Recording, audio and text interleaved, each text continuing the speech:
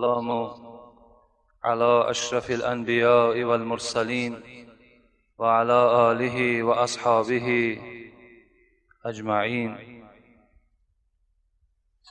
السلام عليكم ورحمة الله وبركاته. اولا همه شما برادرانی که از راه‌های دور و نزدیک قدم زنان به خانه از خانه‌های خدا تشریف آوردین، طبق حدیث پیغمبر خدا انما الاعمال بالنیات، هر انسانی که با کدام عملی که البته قدم زنان آمده است، خداوند شما را مکافات نیک نصیب بگرداند. و خدای مهربان به حرمت فذکرونی اذکرکم در هر یک قدم های شما نیکی ها کتابت بفرماید و یک هفته اینه سهو و خطاهایی که از شما سر زد با لطف و کرم خود با حرمت این روز جمعه خدای مهربان همگی را کوره بسازد. گذشتگانی که از ما و شما گذشتند همگی امید دعا و رحمت ما و شما را دارند. خدایا گرهای اونها را پرنور بسازد، رحمت و مغفرت شان بسازد و همه شما را خداوند عمر دراز، تنی صحت، برار کار در همه کارهای شما خدای مهربان نصیب و روزی بسازد. فرزندهایی که از ما و شما برای طلب علم یا برای زندگی از خانه بیرون شدند، خدایا سفرهای بابرار و بی خطر نصیب شان بسازد. آرامی را خدایا در روی دنیا علل خصوص در این جمهوری ما برقرار و بردوام خدایا نگه بدار. اسلام عزیز ما را پروردگار روز به روز عزت او را، قدرت او را نسبت همه ادیان‌های در روی دنیا پروردگار را بالاتر بساز و امت‌های محمدی را خدایا روز به روز صفشان زیاد بسازی. ربنا افتح بیننا و بین قومنا بالحق و انت خیر الفاتحین برحمتک یا ارحم الراحمین.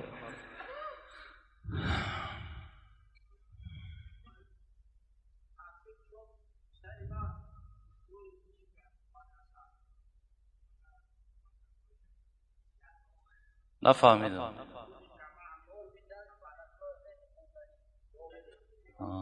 ای خداوند این فرزندایی که برای طلب اسلام رفتن، خدایا اسلام اساسی را نصیبشان بگرداند و خدایا با یک اخلاص و با یک محبت انجام دادن این مدرسه ها را و آمده در این مردمش خدمت کردن از روی صدق و از روی صفا و از روی حقیقت اسلام خدایا نصیب روزشان بسازد.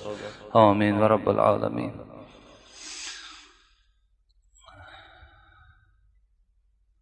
پیش از آنی که صحبت ما آغاز کنیم یک چند مصرع های شعری از استاد هممان جنونی بر شما خوانده میگذاریم. بسم الله الرحمن الرحیم. مخند اینجا، مخند اینجا که چشم که مژگانی تو گریان است در فردا. مخند اینجا که مژگانی تو گریان است در فردا. اگر ریزی در اینجا اشک خندان است در فردا. به اندوه قیامت زرد کن رخساره گلگون. به اندوه قیامت زرد کن رخساره گلگون. بسان شمس انور ماه تابان است در فردا. مکن جور و ستم بر جان خود از ترک فرمانش. مکن جور و ستم بر جان خود از ترک فرمانش. بغیر عقبه ها 7 در کی سوزان است در فردا. خدا رحمت و مغفرتش کند و خدا قسم همه آیت است، همه حدیث است.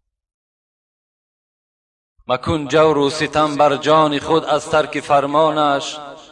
بغیر عقبه ها 7 در کی سوزان است در فردا. کسی گر اندر اینجا خرمن طاعت نبردارد، کسی گر اندر اینجا خرمن طاعت نبردارد، بصد افسوس و حسرت ها پشیمان است در فردا. چرا ای کلمهج، چرا ای کلمهج با جلوه این زال می نازی، ولیکن عیشگاهی خاکساران است در فردا. به محشرگاه گر هر کس به هر سوی روان گردد، که میلان جنونی سوی جانان است در فردا، که میلان جنونی سوی جانان است در فردا. مخند اینجا که مژگان تو گریان است در فردا، اگر ریزی در اینجا اشک خندان است در فردا.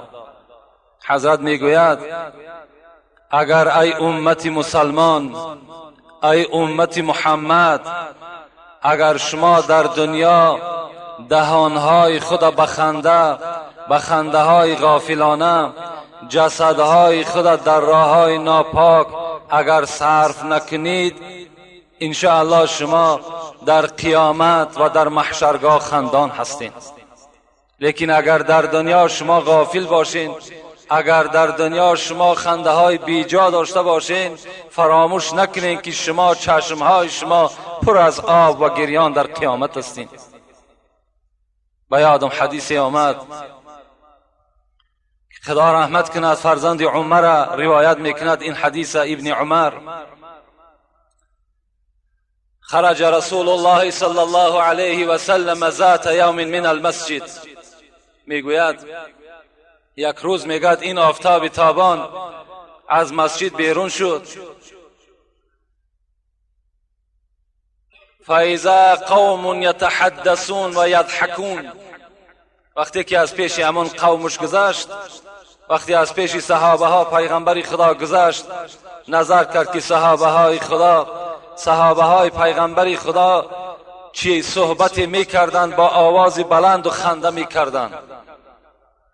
فوقف رسول الله صلی الله علیه و سلم و سلم علیهم. رسول اکرم که طاقت شنیدن خنده بلند نداشت، زیرا که حضرت با نور نبوت خاتمه را میفهمید، زیرا که حضرت جنت و دوزخ با چشم سر دیدگی بود، در جای خود میگه ایستاد کردند، سلام دادن بر این صحابه ها و گفتند: اذکروا هادم اللذات الموت. صحابه ها گفتند ای بندگان خدا، امروز چی هست که من شما را صدای بلند خنده شما را میشنوم؟ آیا میخواهید که آن چیزی که لذت بنده را میشکند بر شما خبر بتم؟ صحابه ها گفتند بله پیغمبر خدا، چی هست شکننده لذت چی هست؟ گفت بجای این خنده شما گفت مرگ یاد کنین، مرگ در پیش دارین. و رسول الله میگد گذر کرد رفتن. باز روز میگد ابن عمر رسول اکرم گذر کردن، باز همین قوم همان صحبت و همان خنده دا مبتلا بودند. رسول الله این دفعه با طریق مهربانانه نه، بلکه چی گفت؟ والذی نفسی بیده، قسم بر آن ذاتی که جان محمد در دست اوست، لو تعلمون ما اعلمو لضحکتم قلیلا لبکیتم کثیرا. اگر شما ای امتی بی پروا، اگر شما میدانستین آن چیزی را که من میدانم، هر آینه شما خنده کم و گریه بسیار را برای خود درس میکردین. لیکن صد افسوس که شما نمیدانید، لیکن صد افسوس که آن چیزی را که من میفهمم از مرگ شما، از قیامت شما، از گور شما از اون درک ندارین و این خنده های بلند شما هم سببش همین است. همین ابن عمر حضرت پرسیدن هل کان اصحاب النبی یضحکون؟ تو دوره حیات پیغمبر خدا در زنده بودی؟ تو صحابه های پیغمبر خدا را با چشم سر دیدگی بودی؟ آیا همین صحابه ها خنده میکردن یا نه؟ ابن عمر چی گفتند؟ یضحکون والایمان فی قلوبهم اعظم من الجبل. گفت عبدالله گفت در اصل صحابه های پیغمبر میخندیدند، لکن چنان میخندیدند که ایمان در دل ایشان، ایمان در دل اون صحابه های پیغمبر مثل کوهواری بزرگ بود. یعنی ایمان در وجود ایشان دور میزد، ایمان های اونها مثل کوه مستحکم بودند، خنده غافلانه نداشتند، تبسم میکردند، میخندیدند، لکن بی پروایانه نمیخندیدند. امروز ما و شما میخندیم، امروز ما و شما ساعتها اگر خنده کنیم، شاید که در اون ساعتهای خنده ما و شما بار هم یاد قبر، بار هم وقتی جان کندن انسان و قیامت در پیش چشم ما و شما دور نزند. رسول اکرم میگد مر بشاب و هو یضحک، روز میگد به نزد یک جوان میگذشت که اون جوان خنده میکرد. رسول الله چی گفتند؟ هل جزت علی الصراط؟ جوان گفتند آیا تو پول صراط را گذشتی؟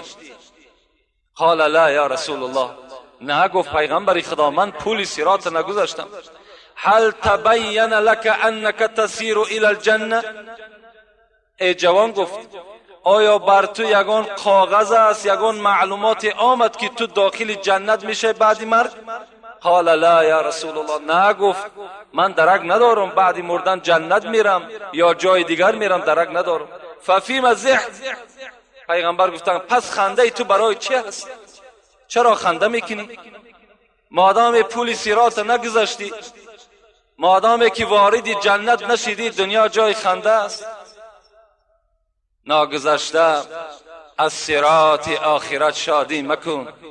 خدا رحمت کند جنونی را. ناگذشته از صراط آخرت شادی مکن، کاری دشوار است با دو دیده نمناک رو. کس نمیداند که وقتی جان سپاری حال چیست، کس نمیداند که وقتی جان سپاری حال چیست. خون دل با غصه مردن خورو غمناک رو. حضرت چی میگه داخل ما و شما؟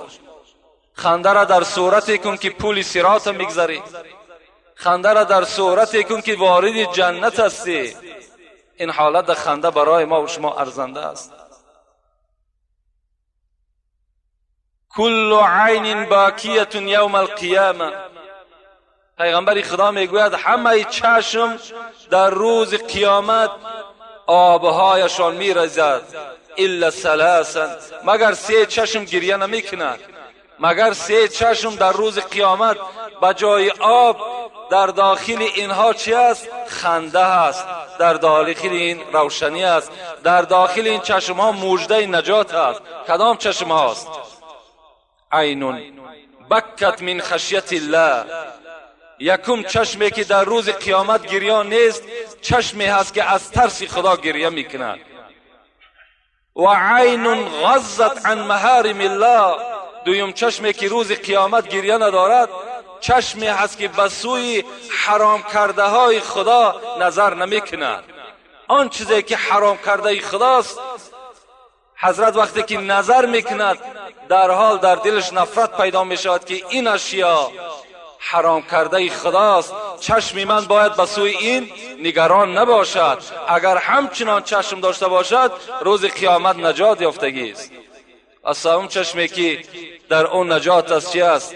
عین سهرت فی سبیل الله.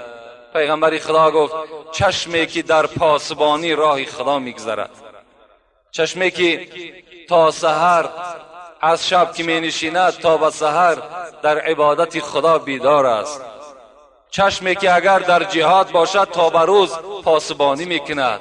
این چشم ها چی هستند؟ در روز قیامت گریان نیستند. این چشم ها دیگر عذاب کرده نمیشوند. خوش به حالی و برادرایی که البته همچنان چشم های دارند که از ترس خدا یا حرام کرده های خدا را میبینند رو میگردانند، یا اینکه در راه خدا شبان روزن این چشم ها چی است؟ پاسبان است و بیدار است. اگر هر یک مصرع شعری جنونی را برای شما تحلیل کنیم، باور کنین هر یک جمعه ما و شما کمی میکنن، زیرا در هر یک مصرع شعری حضرت چندین آیت ها، چندین حدیث ها خفته هست. از این خاطر موعظه ما و شما، البته سوال و جواب هایی که بیشمار اینجا آمده است به شما جواب میگیم. موعظه ای که جمعه پیشین داشتیم در باب زنا بود. از باب زنا میخوام یک 10 یا 15 دقیقه با شما یک صحبتی میکنم. انشاءالله بعداً نیم ساعت دیگر را بحر سوال جواب حواله میکنیم. رسول اکرم میگوید اتقوا الزنا فإن فیه 6 خصال. ای امت مسلمان، از زنا پرهیز کنید، زیرا که در زنا 6 خصلت است. 3 فی الدنیا و 3 فی الاخره. این 6 خصلتی بعد این وعیدهای سخت 3 تاش در دنیا میبینین و 3 تا دیگرش در آخرت میچشین. و اما التی فی الدنیا، آن 3 چیزی که از حساب زنا بر ما و شما میرسد، رسول الله چی گفتن؟ اول فذهاب بهاء الوجه. یکم پیغمبر خدا گفتن اون چهره نورانی که در روی امت من است، وقتی که امت من به زنا اگر داده شد، این چهره نورانی از روی او کشیده می شود. در چهره انسان زناکار دیگر نور اسلام باقی نمی ماند. هیچگاه در چهره انسان زناکار از نور اسلامی چیزی باقی نمی ماند. دویم رسول الله چی گفتند؟ دویم معامله بدی که خداوند در دنیا بر او میکند و قصر العمر، خداوند عمر او را کوتاه میسازد. هر کسی که در دنیا زنا میکند خدا عمرش کوتاه بسازد و پیغمبر خدا هم گفتند عمرش کوتاه است. و سوم و دوام الفقر. رسول الله گفتند سیوم چیزی که بر زناکار میرسد، این اصلا دسترخوان اون نان نمیبیند.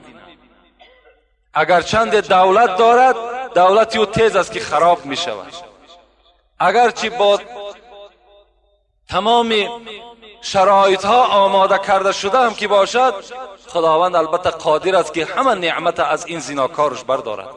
زیرا این زناکار بے انصاف است، زیرا این زناکار تجاوز در امر خدا کردگی است، با خدا جنجال کرده است، با خدا مبارزه برده است. البته خدای نعمت از او می بردارد.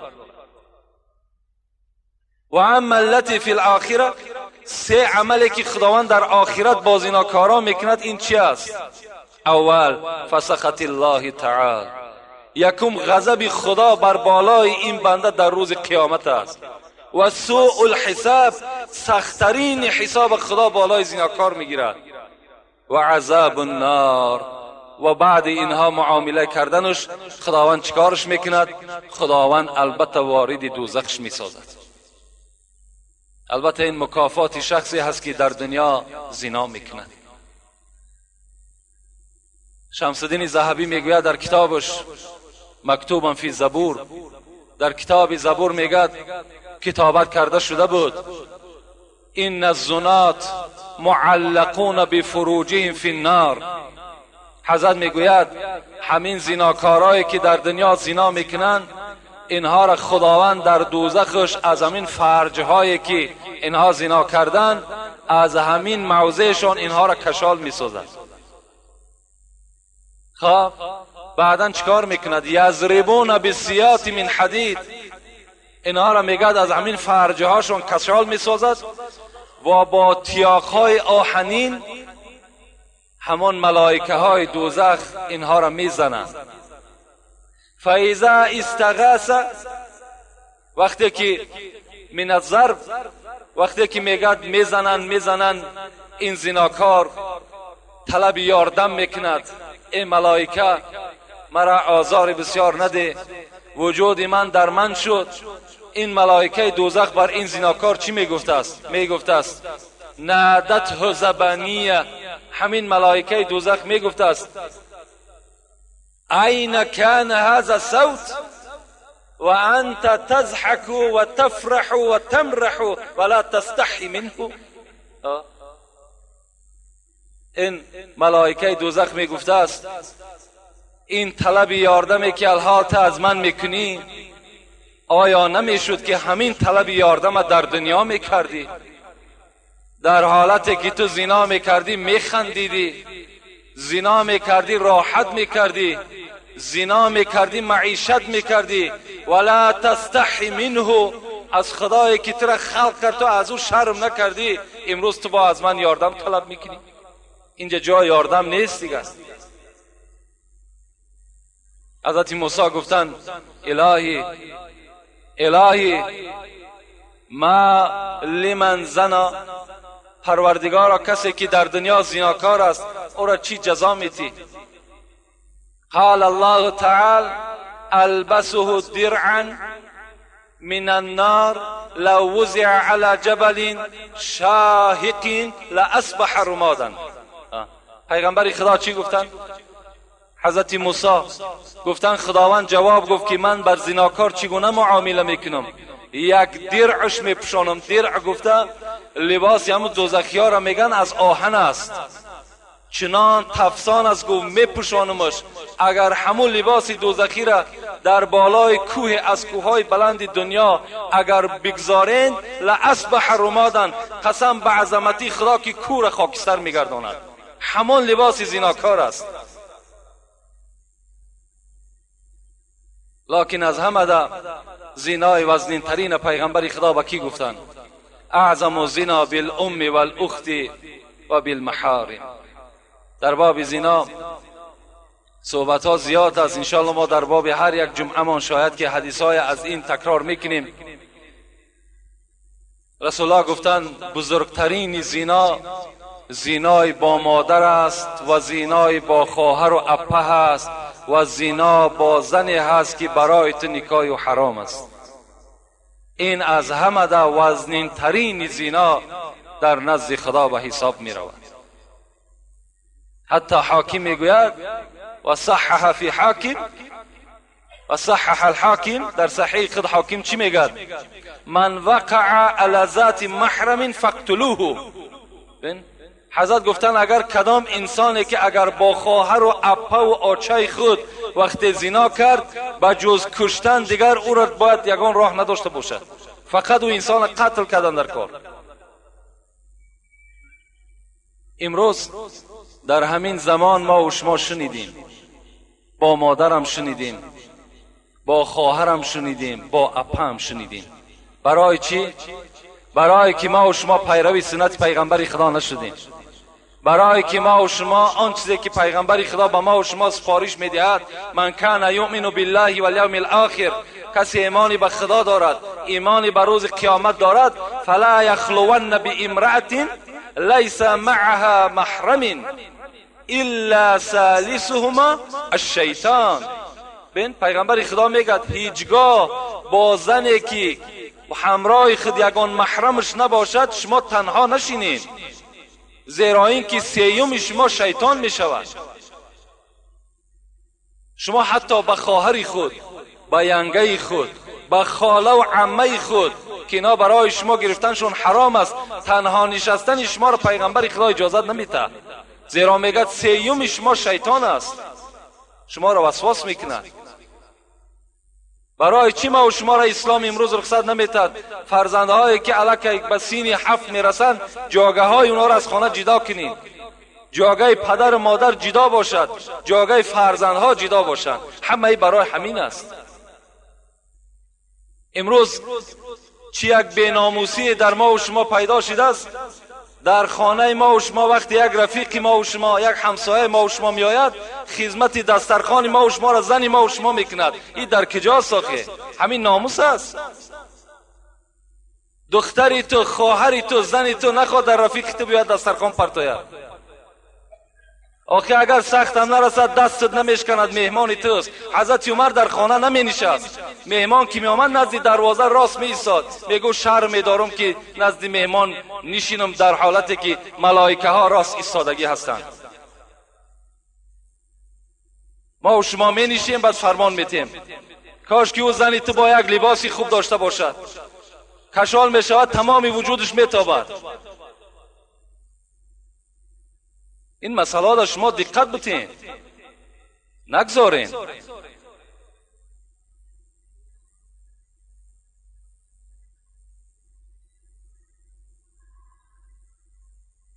ام سلمه زن پیغمبر خدا بودن. حدیث روایت میکنن که من همراه میمونه بودم، میگه زن دیگری پیغمبر خدا.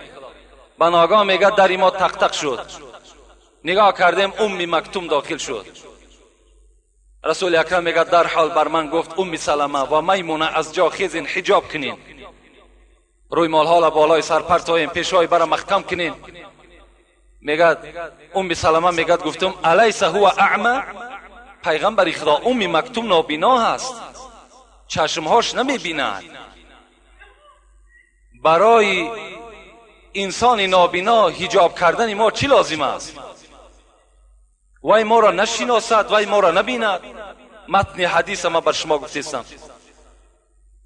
حضرت میگه گفتن ای ام سلمه، در اصل ام مکتوم نابینا هست، شما را نمیشناسد، لکن شما نابینا هستین، لکن شما ام مکتوم نمیشناسین. یعنی شما بینا هستین، شما میشناسین. نابسته وای بینا هست، نابینا هست، شما چیکار کنین؟ شما سطر اسلامی را نزد او کس رعایت کنین. برای آدم نابینا رسول اکرم زنهای خدا امر به حجاب کردن.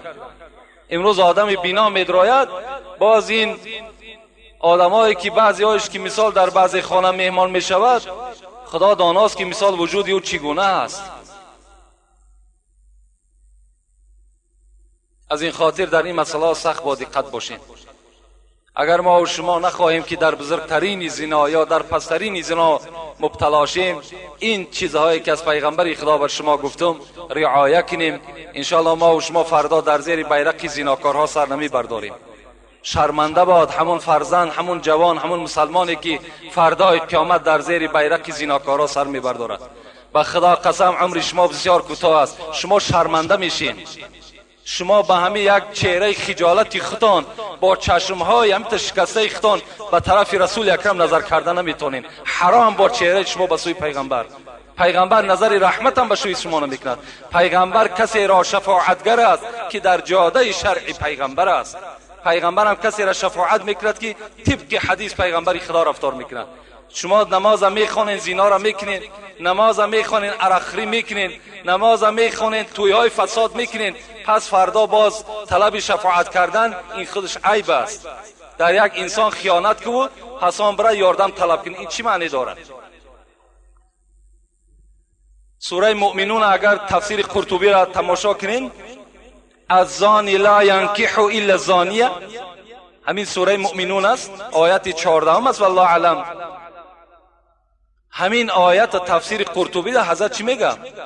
میگه من زنا، کدام مردی که اگر زنا کرد، فسخ نکاحه بینه و بین زوجتی، نکاحش بین خودش بین زنش بریده می شود. کدام مردی که اگر در تفسیر قرطبی، در تفسیر همین آیتی که الزانیه لا ینکح الا الزانیه، در تفسیر همین در تفسیر قرطبی میگه که اگر کدام بچه‌ای که یا کدام زنی که اگر در زنا مبتلا شد، در حال نکاح او بریده می شود. هر فرزندی که از اینا میاد همش حرامی هستند. اختیارتون کدام راهش که انتخاب میکنین. آن چیزی که بر من مسئولیت بود در همین 2 جمعه باشم اشما رسانیدم. انشاءالله باوری دارم که فردا من در پیشگاه خدا جوابگر نیستم. در همین قومی که البته گوش کردن و شنیدن. السلام علیکم حاجی میرزا مراد، از شما خواهش یک مسئله را دارم، خداوند شما را نگه دارد. من از یک نفر $2000 گرفتم. اول به نیت مضاربه، از بین 2 ماه گذشت، یک باره گفت اگر این ماه $300 ندهی ماشین تا میگیرم. با یاردم بعضی شخص ها من چیکار کنم؟ وای نیز نمازخوان است. یک برادر $2000 از کسی گرفته است، با نیت مضاربه گرفتن. مضاربه همین است که در اسلام ما و شما حلال است فایده دو تقسیم. اگر از همین $2000 $1000 همین مردک بیابد، باید طبق اسلام $500 خودش بگیرد. $500 باید که آدمی مثال پولدار میگیرد، $500 آدمی که عمل کننده بود. $500 باید تقسیم که فایده دو تقسیم است. لیکن وقتی که اگر مثل امروزه ما و شما اگر نرخ بگذاریم $2000 میتم، $100 بر من میتی، نابسته تو فایده میبینی نمیبینی برای من فرق ندارد، $100 میاری، این از خوب ده حرام است. رسول اکرم میگوید اربعة حق علی الله ان لا يدخلهم الجنه ولا يذيقهم نعیمها. 4 طایفه هست. این حدیث پیغمبر خداست، حدیث های صحیح است. ما یگان حدیث ضعیف، یگان حدیث من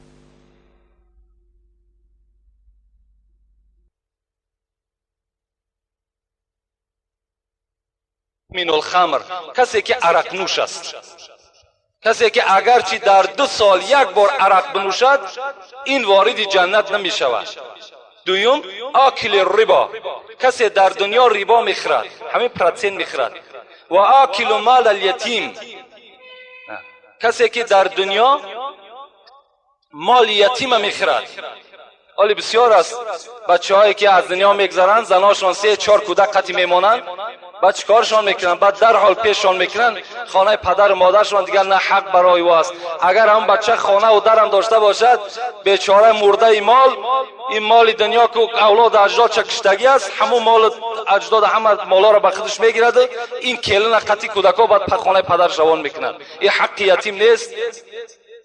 او بیچاره مهنت کرد برای زن فرزند خودش، ترا پدر مادر همچه پدر مادر حق در گردنش بد سیرت میکرد، لیکن این خانه و این مال و ملکی او به تو نمیرسد، یک حصه به تو میرسد، اکثرش به زن فرزندش میرسد.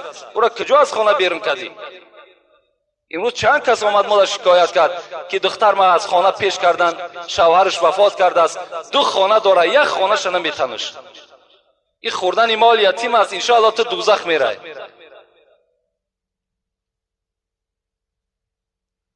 رسول الله در دوام حدیث میگویند کسی که در دنیا ربا میخورد یبعث یوم القیامت مجنونا، از قبر میخیزد در حالتی که دیوانه هست.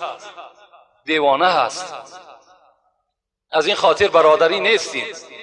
وقتی مضاربه کردین شرط و شرایط گذاشتین، همان مضاربه رفتن بگیرین.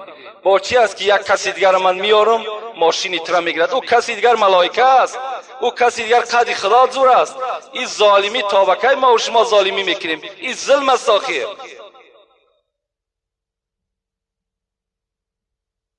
کسی دیگر میارم ماشینی ترا میگیرد. در دوره رسول در یک قصه میگذرد، ظالما را ببین،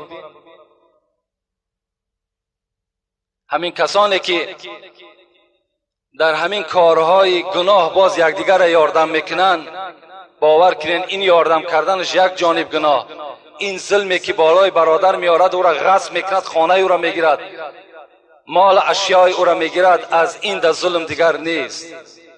نخواد که معامله برادری همتا باشد. وقتی تو دعوای خدایی کنی، وقتی تو نمازخوان باشی، نخواه همچنان معامله کنی. فراموش نکن چراغ ظلم ظالم تا دم محشر نمی سوزد. چراغ ظلم ظالم تا دم محشر نمی سوزد. اگر سوزد شب سوزد، شب دیگر نمی سوزد. ای ظالم، این ظلم تو 1 سال دوام میکند، 10 سال دوام میکند، انشاءالله خداوند باز یک ظالمی را پیدا میکند که تو در ظلم او گرفتار میشه. میگه یک پادشاهی بود، فرمان داد که برای من یک قصر تیار کنین. قصر را تیار کردن، تمامش میگه چنان یک قصر زیبایی بود که وقتی پادشاه میگه در داخلش میدرآمد، هر یک آشیانش ساعتها تماشا میکرد. میگه دویم آشیانه برآمد، تماشا کرد، سیوم آشیانه برآمد، تماشا کرد، و از همان تیریزه سیوم آشیانه میگه بیرون نظر کرد. نگاه کرد که یک خانه ویرانه در همون قطار همون قصر پادشاه ایستادگی بود. وقتی دید این خانه ویرانه را، این پادشاه ظالم در حال طبیعتش خیره شد، گفت این قصر مرا زیباگیش این خانه ویران کرده است، این خانه را در حال نابود کنین از پیش قصر من. میگه در حال همان خدمتگارهای پادشاه میگه پایان شدند. این خانه یک کمپیری بود، بیچاره برای تلبیدن بیرون شدگی بود، در خانهش نبود. آمدن میگه این نوکارهای پادشاه و در حال همون چهار دیوالی کمپیر میگه چپه کردن، در حال میگه روش کرده پرتافتن، در جاش میگه گلی بسیار انداختن تا که قصر زیبای پادشاه، طبیعتی پادشاه خیره نشود. کمپیر میگه بیگاه آمد نگاه کرد که خانه همه چپه گردان کردگی. گفت این خانه مرا کی چپه کرد؟ گفتن همین پادشاه ظالم. این خانه تو مادامی که صورتش بیزیب بود، مادامی که در نزد قصر پادشاه ناخوب میتافت، پادشاه امر کرد خانه تو را ما نابود کردیم. کمپیر میگد همان قابچه نانی که تلبیده بود در یک جا گذاشت و دستش برداشت، گفت پروردگارا، گفت من در خانم نبودم، تو در کجا بودی؟ من که در خانم نبودم، این ظالم خانه مرا روش کرد، این خانه مرا نابود کرد، تو در کجا بودی؟ پروردگارا به داد من برس، امشب من در کجا خواب میکنم؟ میگد عرش الهی در جنبش در آمد.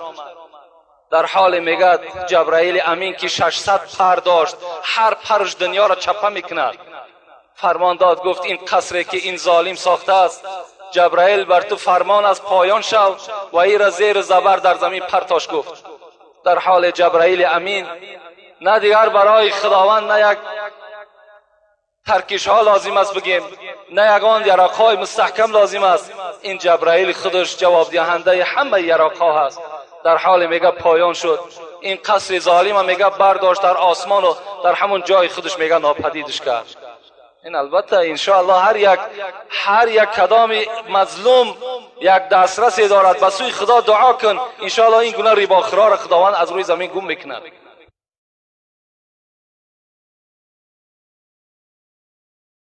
السلام علیکم دوستان عزیز. بسیار تعریفات بسیار کرده است، لایق اینقدر تعریف ما نداریم، به خدا قسم. شما فخر ما هستین، شما دیگر هستین. دو سوال دارم. سوال اول این است که یک شعری را بر من تحلیل کن. بر در میخانه خواهم گشت چون حافظ مقیم، از این می و میخانه غرض چه هست؟ میبخشید داملا. در غزلیات‌های حافظ این مصرع‌های شعری میگذرد: بر در میخانه خواهم گشت چون حافظ مقیم. این حضرت میگد که همینجا میخانه ذکر شده است. آیا همین میخانه چی است؟ آیا حافظ همین میخانه هایی که الحال فساد کننده جامعه ما و شما از همین میخانه است؟ عارفان میگویند در هر یک شعر، در هر یک مصرع هایی که می ذکر می شود، بر ما و شما میگویند. چی میگویند؟ شراب عشق نبود زاب انگور، شراب عشق نبود زاب انگور، رهی نوشیدنش هم از گلو نیست. شراب عشق نبود زاب انگور، آن شراب، آن می عشقی که ما در شعرهای خود یاد میکنیم، اونها آب انگور نیستن. میگن شراب عشق نبود زاب انگور، رهی نوشیدنش هم از گلو نیست. این شراب، این می که ما میگیم، ایران به این طریق گلو نوشیدن میشود. از آن پیمانه و جام و سبوها غرض پیمانه و جام و سبو نیست.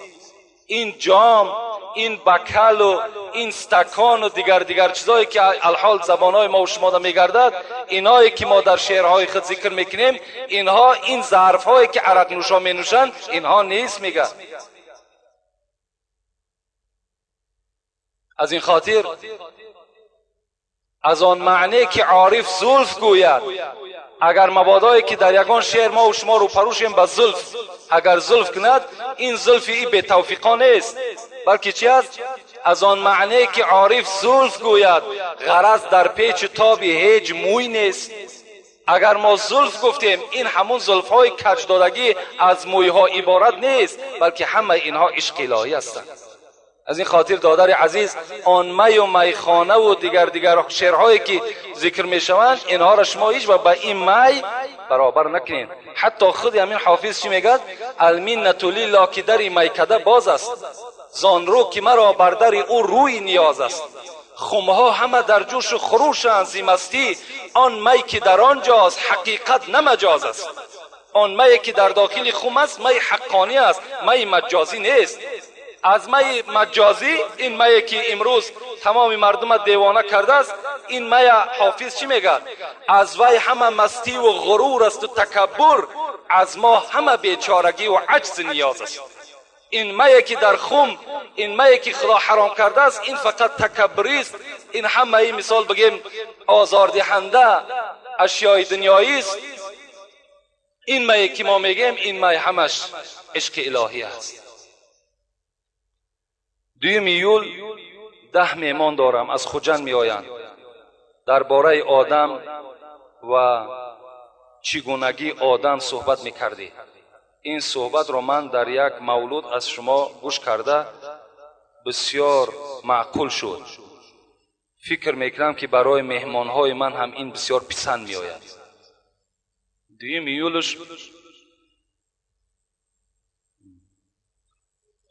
ای آدم زنده را تا 2 ایول خیلی وقت است، لیکن ما جمعه دیگر در باب امام اعظم گپ میزنیم.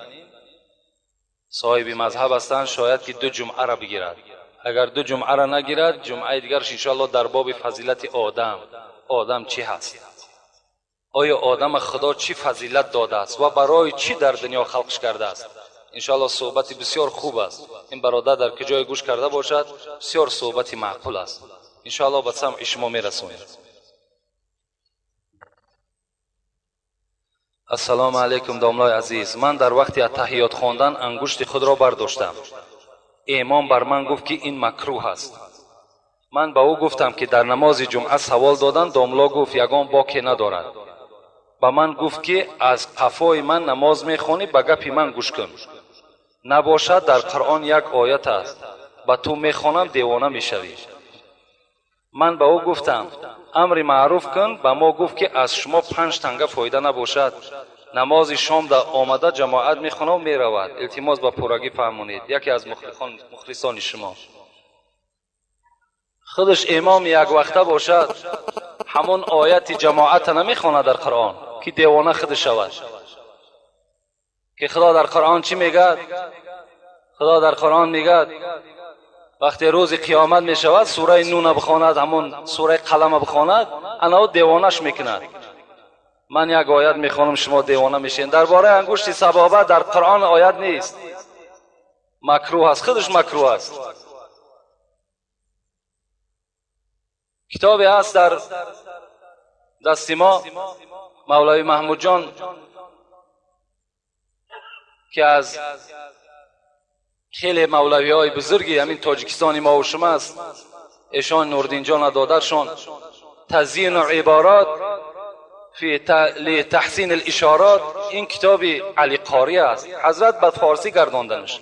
خودش حنفی مذهب است. همین حضرت در همین جا 36 حدیثی صحیح پیغمبر در باب برداشتن همین انگشت در وقت اتحیات حضرت ذکر کردگی هستند. اگر علم داشته باشد، سواد داشته باشد، مرحمت همین حدیثا را تماشا کند، خودش البته همش معین می شود.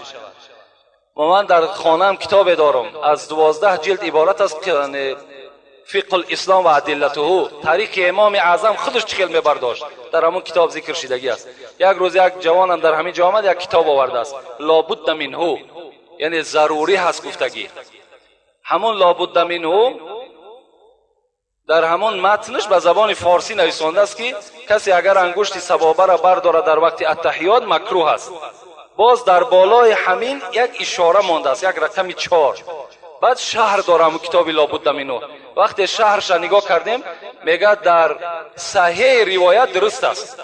ما با او جوان میگم که این در حواشیش یکمش ما گفتم با کتابت ما ایمان ندارم، این نویسنده استش، حدیث در پیش ما ساخه. یا دویمش که این کتابی که در حواشیش نویسنده است که در صحیح روایت برداشتنش جایز است، این چه کار کنیم؟ میگه اوش اعتبار نیست، همیش اعتباره. اوش کی نویسنده است؟ سوالای بی معنی، یک بگیم امتا علم های ناکافی، ما هم که علم ناکافی است، لیکن همه حدیث ها برای ما و شما کفایت کننده است. کسی که میکند کردن بگیرد ثواب میگیرد، کسی نمیکند در همین مسئله خلل پذیر نشود، گناهکار میشود. هیچ کس غم نتین، کسی میبردارد نمیبردارد اینا در شما دخلدار نشید. همین ضررش بر ضرر همون کسی پرتوین که فتوا داده است. خدا همون فتوا دهنده را خود جزای نیک میتد خود جزای بد میتد، همون ملا خودش میداند. از این خاطر شما این مسئله در نچستین، زورتان به همون سواد نداریم، به همین چیزای علمی نرسین. اینجا حدیث ها ما بسیار نویساندم، وقت چون نیست اینجا سوالا بسیار آمدگی است، یک حدیث شما میخوانم. خود امام اعظم چی میگه؟ و اذا صح الحدیث و هو مذهبی، در کجایی که اگر حدیث صحیح بیافتین همون مذهبی من است. خود امام اعظم میگه. همین امام ما و شما ان شاء الله من جمعه دیگر در بابش به شما قصه میکنم. ان ابو هریره ان الرجل كان يدعو باصبعي فقال احد احد. میگه ابو هریره میگه یک جوان نماز میخواند، در حالت نماز خواندن در وقت التحیات هر دو چلیکاشو میبرداشت، یک چلیکش از این طرف یک چلیک از این طرف. رسول اکرم از بالای سرش آمدن گفتن یک تشه بردار، یک تشه بردار. عملی هست که دیگر حدیث های پیغمبری خدا از در این مسئله ما و شما دیگر شبهه نکنیم. السلام علیکم بابای حاجی، از شما پرسیدنی هم که از خواب در خیزی که آفتاب برآمده است، نماز بامداد را چه خیل خواندن ممکن است؟ اگر از خواب ما و شما سحر میخیزیم در صورتی که آفتاب برآمده است، یعنی وقتی فرض و وقتی سنت از ما و شما الکی بیرون شدگی است، در این صورت ما و شما چگونه باید بخوانیم؟ در این صورت هم فرض هم سنت هر دوش میخوانیم، همچون وقتی نیت میکنیم خواندن میگیریم، هم فرض شا بخوانیم هم سنت شا. السلام علیکم داملای عزیز، یک چند نفری است که میگویند که ما نماز شب داریم و دیگر عبادت ها ما بیشک داخل جنت هستیم، آیا این گونه فکر خطا نیست؟ یعنی بعض برادرای هستند که در اصل یعنی ممکن یگان نازیدن دارند، ممکن یگان بلند هوایی دارند که ما مثال نمازهای شب داریم، یا ما مثال عالم هستیم، یا ما موعظه داریم، یا ما تسبیح داریم و دیگر نمودهای عبادت داریم، ما البته داخل جنت میشیم. حدیث بر شما میخوانم، از همین خطان خلاصه برارین. ابو هریره روایت میکند قاربو و صددو، پیغمبر گفتن نزدیک شوید، یعنی به خدا نزدیک شوید، و صددو حقیقت طلب کنید. واعلموا ان لا ينجو احد منكم بعمله قال وانت يا رسول الله ولا انت يا رسول الله قال ولا انا الا ان يتغمدني الله برحمة منه و فضل. پیغمبر خدا گفت بدانیم به درستی این که عملهای شما را نجات نمیده، عملهای شما را نجات نمیده. صحابه خیز پیغمبر خدا شما را هم عمل شما نجات نمیده؟ گفت نه، مرم عمل من نجات نمیده، مگر اینکه اگر رحمت خدا شما را فرا نگیرد شما بر عملهای خود ننازید. اگر رحمت خدا بالای شما نیاید شما را عملهای شما دستگیر شما نمی شود.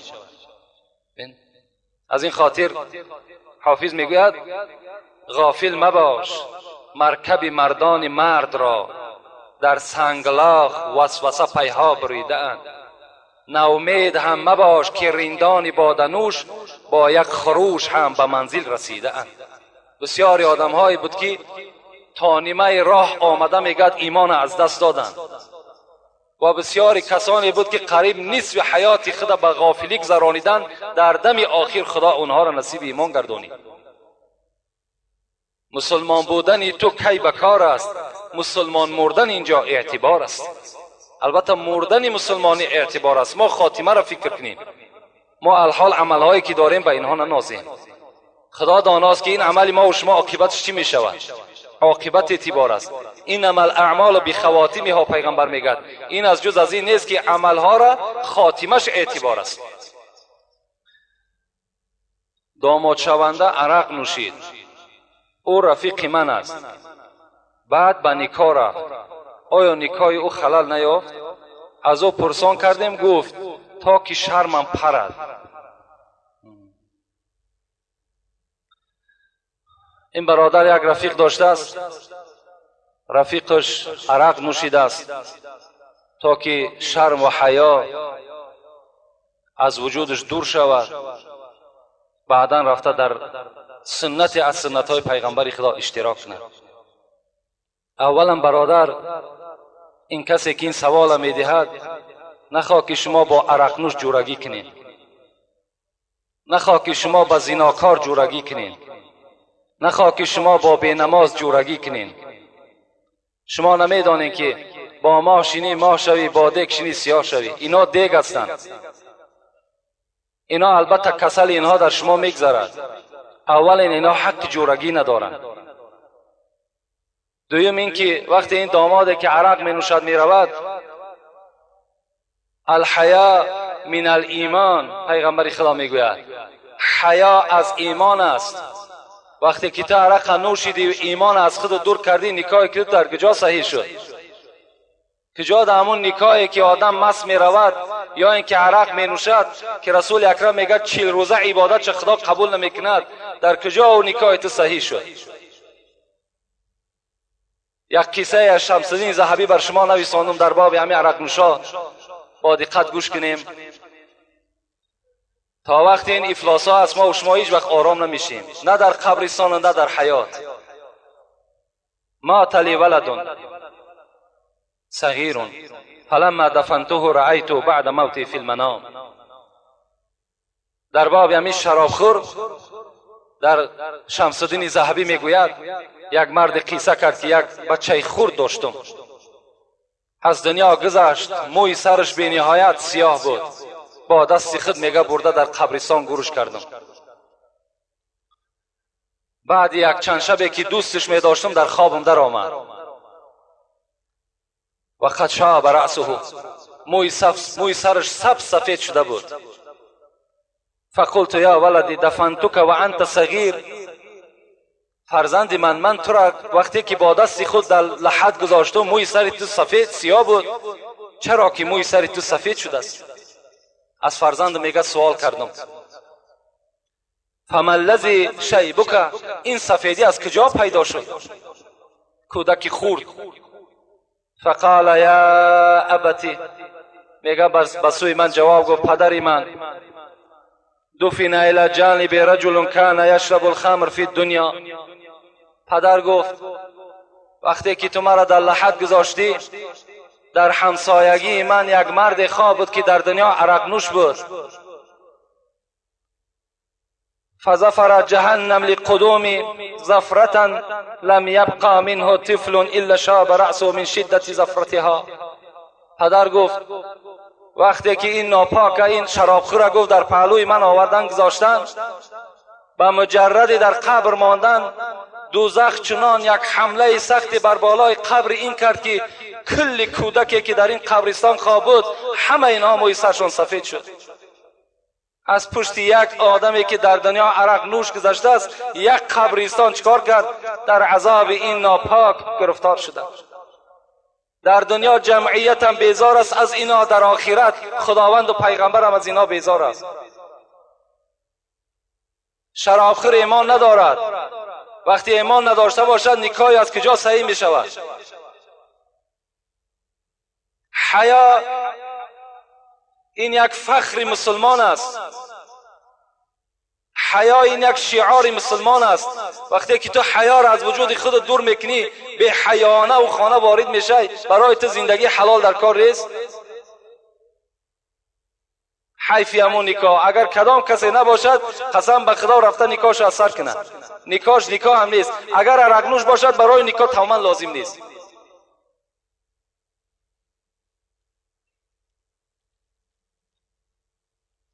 السلام علیکم داملای شیرین سخن. شما کمی به سوالهای من جواب بگویید.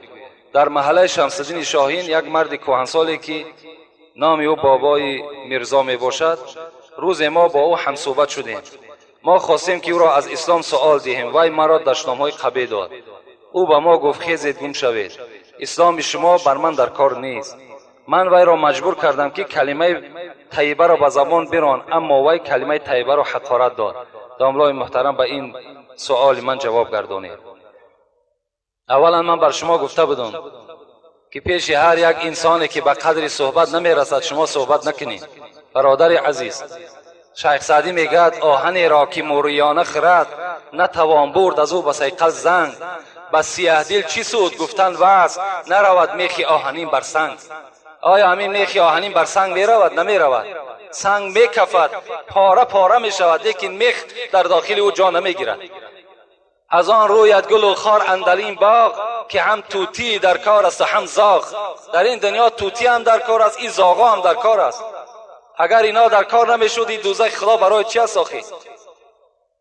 این الله غنی و حمید، خداوند بای است، خداوند با که ندارد. کی کافر می شود، کی بت پرست می شود، کی عیسی پرست می شود، برای خدا هیچ با که ندارد. ما هم غمگین نشیم، ما و شما مهنت کنیم که در قطار اینها در قیامت نباشیم. ان شاء الله برای ما و شما افتخار است.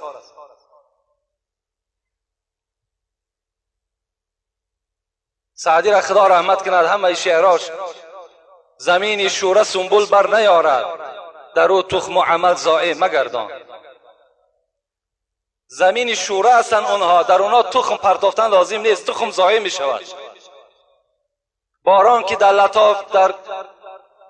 در لطافت طبعش خلاف نیست، در باغ لاله روید و در شوره بوم و خس. سعدی میگد همین باران هم یک رحمت خداست، لیکن در زمین میزند، زمین خوب گیاه خوب میتد، لیکن همون زمین شوره همون بوم و خس، همون خار میبرد، تمام هیچی ندارد.